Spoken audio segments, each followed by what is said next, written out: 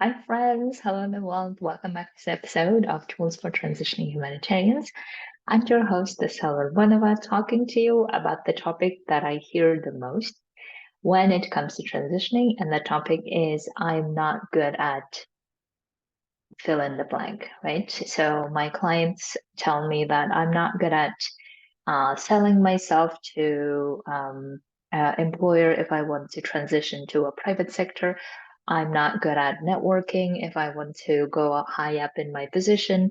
I'm not good at replicating my salary if I want to leave the humanitarian work. I'm not good at learning the languages. I'm not good at being committed. I'm not good at following through. I'm not good at making decisions, name it. So you can see that there are I think I have heard maybe almost all of the ways in which we cannot be good at in the context of humanitarians transitioning. And therefore, I really wanted to do this episode to talk about how to be good at whatever you're trying to be good at. And this is something that I thought always that is so simple when it comes to how to do it, but not as simple or not as easy when it comes to actually going and doing it. And that's what I really want to focus on today.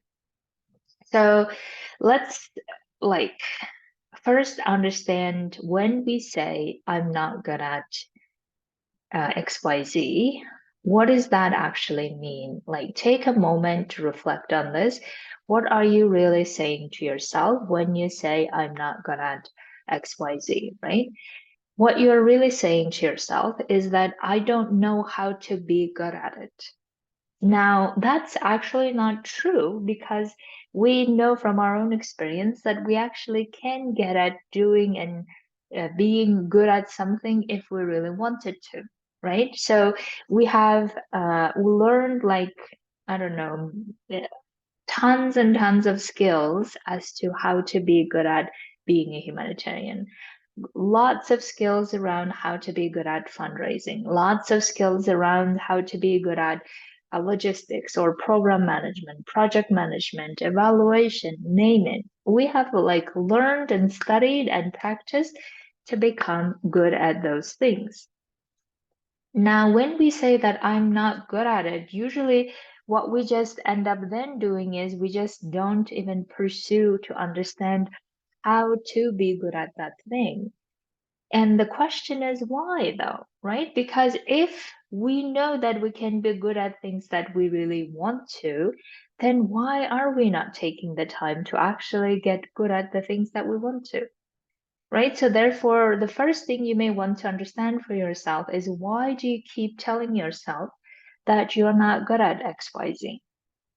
And just because you're not good at it doesn't mean that you can't get good at it. It's just that you haven't worked on understanding how to get good at it. And therefore, the best way you can spend your time and energy on, if you really want that outcome, then you can spend the time and energy on actually getting um, curious in understanding how to get good at it. So therefore, the number one thing first we need to understand is why keep telling to ourselves that we're not good at that thing? Is it because of the past? Is it because of our fear? Is it because we just have never really understood or thought about how to get good at it? So why keep telling that to ourselves? Or is it because we don't really want to be good at it as well, right? So being honest with ourselves and understanding why we keep telling to ourselves is the first thing for you to get curious about. Now, let's say that you never really considered being good at it, or you never really consciously thought about, oh, I could actually be good at it, and let me just go and be good at it or get good at it.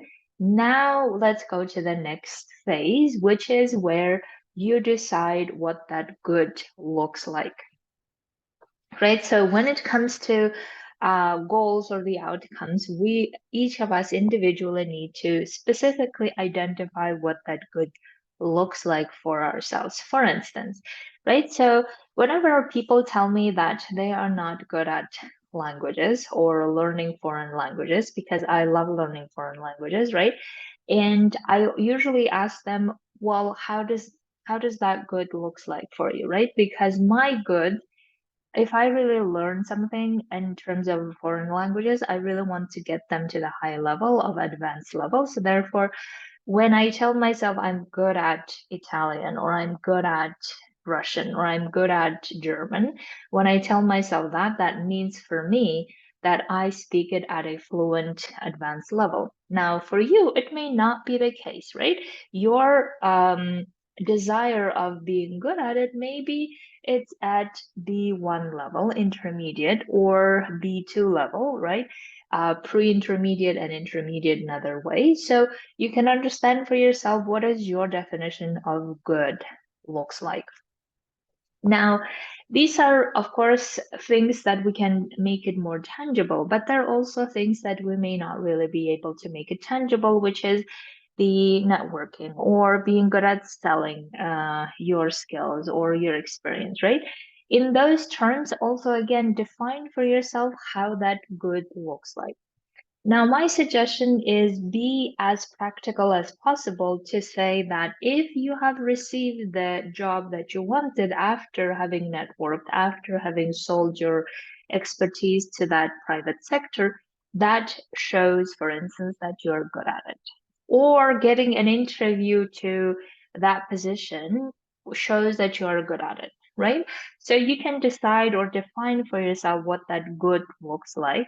How do you know when you are good at selling your expertise? How do you know when you're good at networking with other people? How do you know when you are good at replicating your salary? In the case of replicating salary, it may be very easy simply because we know how much we're earning now. And we know how much we want to be earning if we left the humanitarian sector. So that might be 2,000 per month, or that might be 5,000 per month, right? Whatever your definition of that being good at it. So define the first, like what that good looks like for you. And now, third stage is, of course, list out all the ways that you can get good at it, right? So there are certain tasks that we need to be doing to get good at it. And for every goal, there might be specific tasks. So, for instance, if we were talking about learning foreign languages, right? So, what are the ways that you can actually get good at it? And you usually typically know what those are. It's learning the grammar, it's speaking to people, it's hearing the audio, watching the news in that language, whatever it is. So, you have like 4 or 5 tasks that you need to know or you need to practice so you can get good at it.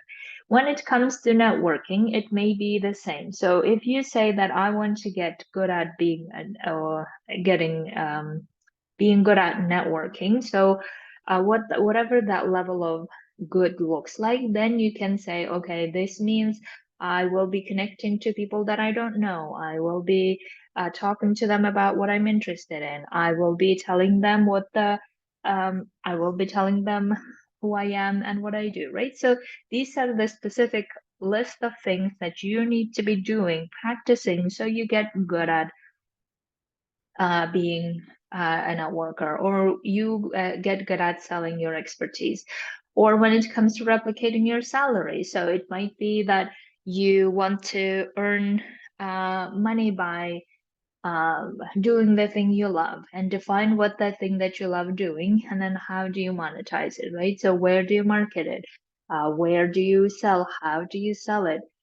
Who do you sell it to? All of these things you start getting very clear as to what needs to happen for you then to be replicating that salary. Now, when we do this in the third stage of listing all the things that we need to be doing, this is what typically happens, and that's a very human thing to do. It happens to me all the time as well, but I have gotten so good at overcoming them, but you may not be. So therefore, be aware that when we list out all the things that we want to do, or we know that we need to practice them so that we can get good at it, our brain starts saying all the ways of how that's not going to happen or how we're not good at it, why bother. All of this starts coming up, and that's okay. And we need to just let them all come out. and we can get coaching on them. So I would love to get you coaching on this, whatever the obstacles that you feel come up. You can also coach yourself of understanding what are those obstacles that you feel like obstacles, and how can you solve them. And that solving that is part of the process. It's not something that you should be surprised about and like, oh my god, I didn't think that this would be that hard or whatever. Expect them to be there. Obstacles are part of the process of getting good at something, right? So therefore expect them to be there. And when those type of obstacles keep coming up, one of the things that you can really practice is allowing feeling whatever the feelings that come up where you don't want to be doing it. So for instance, your brain may say, oh, I know that we need to be speaking to these people who are mother tongue in the language that we're learning. We need to practice speaking to them, but I feel so awkward, or I feel so insecure. I feel I'm not really good at it, and all of this emotions come up, and our job is to allow those emotions to be there, right? So if it's uncomfortable feelings of networking with people where you feel like, I don't really want to do this, I feel like I'm using them, I feel like I'm just asking them information without really building connection or without really building relationship, whatever those obstacles that come up, allow those feelings to be there and continue building connection, or feeling uncomfortable, or feeling afraid, or feeling like it's too risky, whatever it is, because that's how we get good at things, by overcoming those obstacles that come through. So therefore the fourth stage is not only that you let all the obstacles come up on the way to becoming good at something, but you start solving them one by one. And the fifth one is actually doing one of the items in the list at least on regular basis. And this is something that I think many of us have this feeling that as soon as we understand what is it that we need to do, and then as soon as we see the obstacles, what we end up or tend to do a lot of the times is we start slowing down our actions, or we start slowing down or backing out a little of, oh my god, it's so hard, it's not possible, da da da da da, and we don't want to continue pursuing it. But the opposite is going to get us to being good at something, right? Because if we could just go and be good at something without any obstacles, I think everyone would be doing it. So there is a reason why some of us are not good at it, or some of us are not actually going forward for it because of those obstacles. Now, as long as we don't like shy away from them, but we expect them, and we're like, even though it doesn't feel good, but at the time, embracing it or accepting it that they're there and we can go through them is one of the challenges that we need to overcome, and that's part of the process.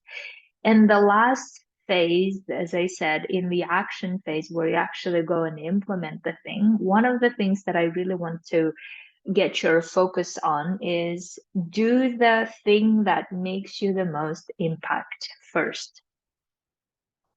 So when we have the list of things that we said we would do, our brain tends to often go to, because we're feeling those uncomfortable feelings, because we're not really feeling good about it, or because we're feeling awkward or uncomfortable, whatever that emotion is for you, because of those feelings, we tend to do like things that are least risky sounding, or things that don't really require us to feel even further uncomfortable feelings. And therefore, we tend to go around the bush a little bit, so to say, instead of actually doing the main thing that gets the changes or gets the impact that we want to, right? So therefore, for instance, if I said that in my list, the one of the things, item list for getting good at foreign languages, then in my list is always speaking in that language to someone who speaks that language.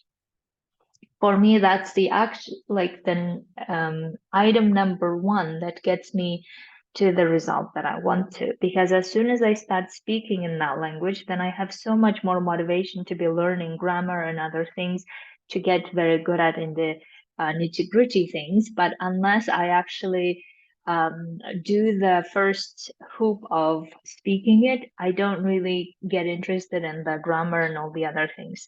And therefore, I know myself how I learn languages, and you may not know for yourself, and that's okay. But if you are new to this and you're not really good at learning the languages, but you're wanting to try, then try to understand yourself first, but at the same time, challenge yourself to say, okay, if I did this thing, of all the items that I need to do to get good at it, if I did one thing that would make the change, what would that be? And choose that one. Maybe for some of you, it's the listening part that's the most challenging. Maybe for some of you, it's the writing part is most challenging, right? The same goes for selling yourself or your expertise, even though like a lot of my clients tell me, phrase it, I'm not good at selling myself, and I really don't like the phrase.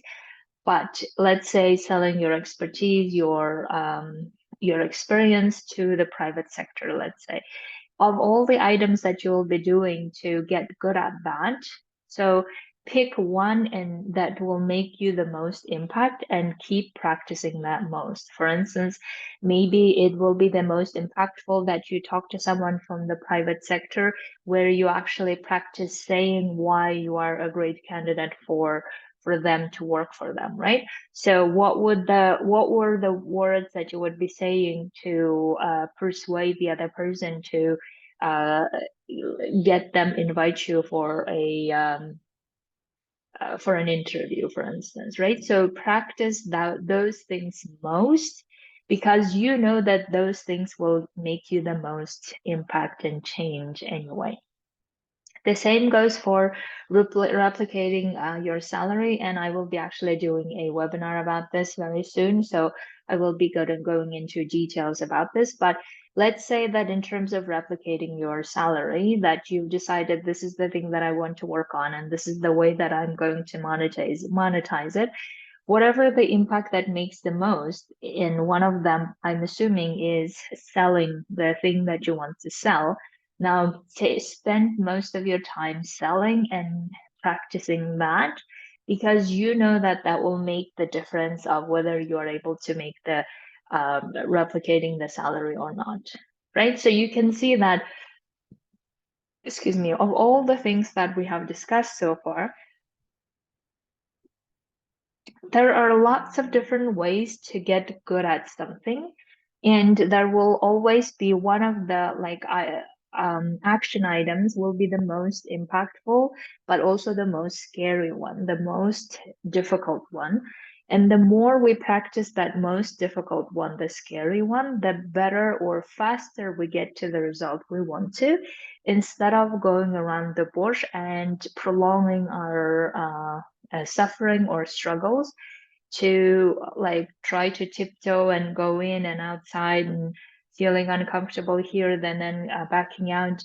That will actually prolong our way of getting good at something. Right. And the last part is the sixth one, which is the evaluation of all the things of how you are getting good at it. Where were you when you started and where you are now in the process in relation to getting to the goal that you want to. Now start evaluating your own way. Whichever the way that feels good to you, you can start evaluating it. So it can be, okay, this is where I started, let's say in terms of the language, right? So I was at A2 level, your own judgment, for instance, and I'm now, I think I can go for B1, but my goal is to be good at B2, for instance, right? The same goes with the salary replication. For instance, you can say that when I started from scratch, I was at zero. Now I'm earning $500, and my goal is to earn 2,000 per month.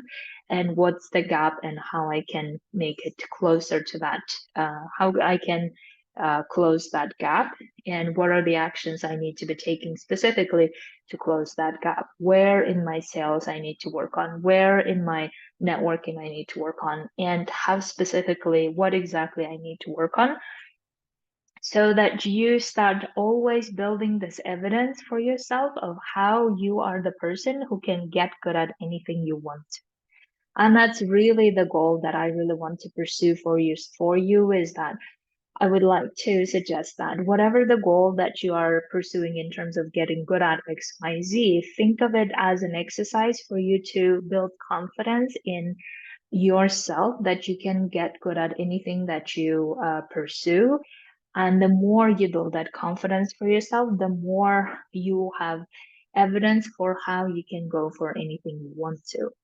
And that's really where I would like to make my most advocacy is that the more we believe that we can get good at anything that we want to, the more free we get. And the more free we feel, the more things that we're going to pursue and get good at it. And therefore, we start relying so much more on our skills of creating whatever results we want to, instead of attaching ourselves to our salaries or attaching ourselves to this institution or that organization, because even if we didn't work for the organization, even if we did it on our own, we know that we can get good at anything that we decide to. So therefore, we have the skill set and the commitment to get good at it. And that's what I really wish for every one of us as we do this exercise to get good at it. So, my dears, I really hope that you can apply all of this. I try to make it as applicable, as specific as possible. So, if you need help on this to get good at whatever you're wanting to get good at it, absolutely come coach with me. I would love to help you to get good at whatever you need so that you can create the life you want and impact you want. So, have a beautiful week. I'll speak to you very soon.